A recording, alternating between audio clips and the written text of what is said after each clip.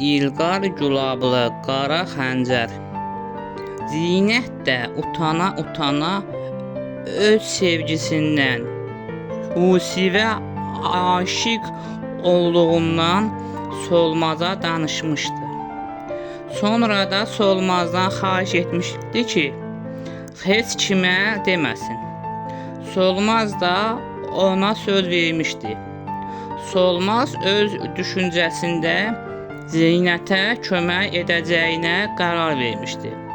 Sonra Solmazın anası onu çağırdı. Solmaz Zeynətlə sağollaşıb anası ilə birgə çıxıb getdilər. Aradan xeyli zaman keçmişdi. Solmaz Afət xanım ilə yenə qonaq gəlmişdi. Onlar qarşılıqlı oturub söhbət edirdilər. Zeynət də onlara çay gətirdi. O çayları süfrəyə qoyub dedi: "Buyurun Afət xanım, buyurun Solmaz xanım." Onlar Zeynətə təşəkkür etdilər. Zeynət gedib mətbəxə qayıtdı. Solmaz və Afət xanım çayları içə-içə söhbətlərinə davam etdilər. Solmaz sözə başladı: "Afət xala, Yusif bəyi nə zaman evləndirirsən?" "Nə bilim vallah, qızım, heç kimi bəyənmir. Deyək mən hələ ölkəm üçün çalışacağam." "Afət xala, bu Zeynət çox ağıllı və gözəl qızdır. Elə Zeynətlə Yusif bəyi evlənsələr yaxşı olmazmı?" "Ay qızım, Yusif adlı sanlı bəy xan qızların bəyənmir. Qaldı bu yazıq kimsəsiz qızala. Özü də evin ulluqçusudur. Nə olar ki, biz artıq musavat hökumətiyik. Musavat bərabərlik deməkdir.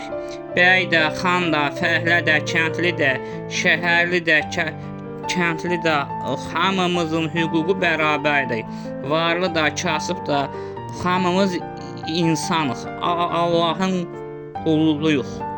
Nə bilim ay bala, Yusif razı olsa alaram. Sən anasısan, desən razı olar. Yaxşı, qoy təklif edərəm. Sözün açığı mənim də ürəyimdən keçirdi. Elə sən mənə güc verdin." Zeynət də qapının ağzından durub onları pusurdu. O çox sevinir, Allahına şükür edirdi. Solmaz Afət xanımla bir qədər söhbət edib, sonra onunla sağollaşıb evdən çıxdı.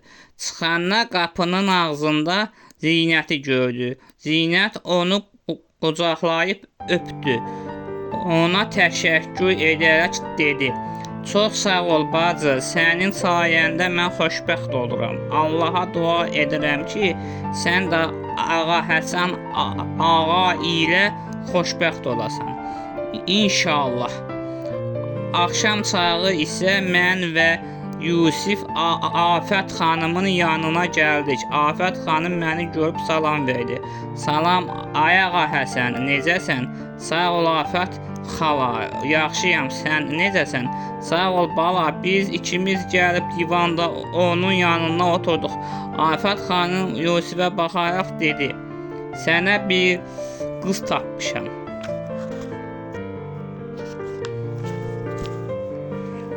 "Of, ay ana, yenə?" "Hə, yenə. Bu dəfə mən deyən olacaq." Yusif gülə-gülə dedi: "Hə, yaxşı ana, bu dəfə sən kimi desən alacam." Bu vaxt Zeynət bizim üçümüzə də çay gətirdi. Daha sonra o getdi. Gedəndən sonra Afət xanım sözünə davam etdi: "Hə, bax bu Zeynət yaman mənim xoşuma gəlir. İstəyirəm onu sənə alam." Yusif əvvəl bir qədər fikrə getdi. Sözün açığı bunu gözləmirdi.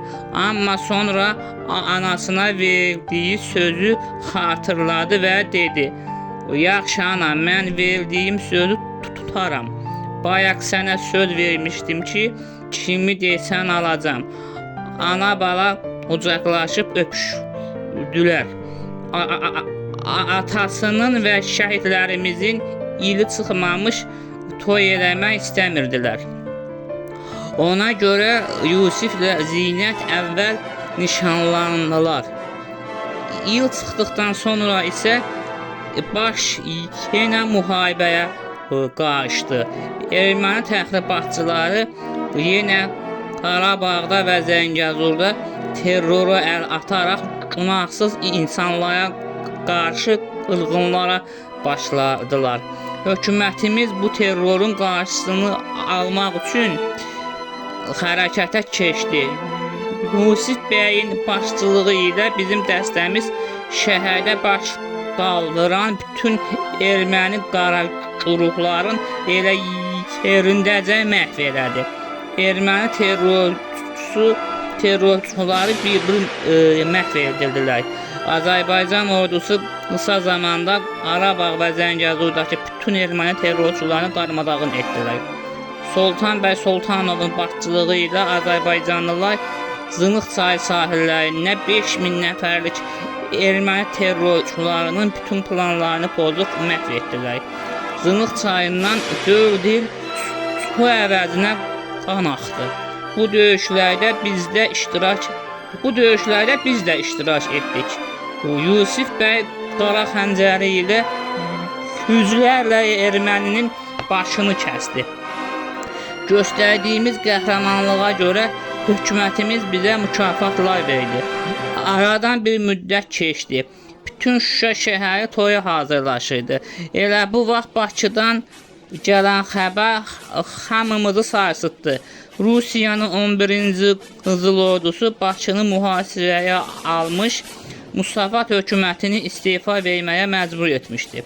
Musavat hökuməti istefa verdikdən sonra hökumətin böyükləri Azərbaycanı tərk edib xaricə getdilər. Azərbaycan bolşevikləri isə hakimiyyəti ələ alıb Azərbaycan Sovet Sosialist Respublikasını elan etdilər. Rusiyadakı vətəndaş müharibəsini qırmızılar qazandıqdan sonra Sovet Sosialist Respublikalar ittifaqı qurdular. Rusiya imperiyasından ayrılmış ölkələrdə zorla Sovet hökumətinin tərkibinə daxil edildi. Sovet hökuməti bizə şəhəri döyüşsüz təslim etməyi təklif etdi. Şəhərdə isə hakimiyyət yenə bizim əlimizdə idi. Yusif bəy və mən şəhərdəki müsavatçılara rəhbərlik edirdik. Ruslardan və Azərbaycan bolşeviklərindən ibarət Sovet ordusu şəhəri mühasirəyə aldı. Nə qədər müqavimət göstərsək də Sovet ordusu şəhəri ələ keçirdi. Yusif bəy, mən və əmin 200 nəfərlik müsavatçı əsgərlə birlikdə şəhəri tərk edib dağlara çəkildik. Sovet hökumətinə qarşı partizan müharibəsinə başladıq. Bütün Azərbaycanda hakimiyyət Sovet hökumətinin əlinə keçsə də, Musavat hökumətinin tərəfdarları hər yerdə müqavimət göstərirdilər. Biz 2 il Qarabağda dağların oyununda Sovetlərə qarşı ciddi müqavimət göstərdik.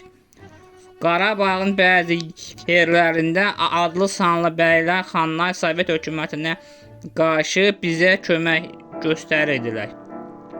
Bizim bütün ərzaqlarımızı onlar təmin edirdilər.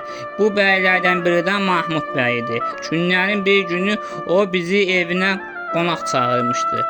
Yusif bəy özü getmədi.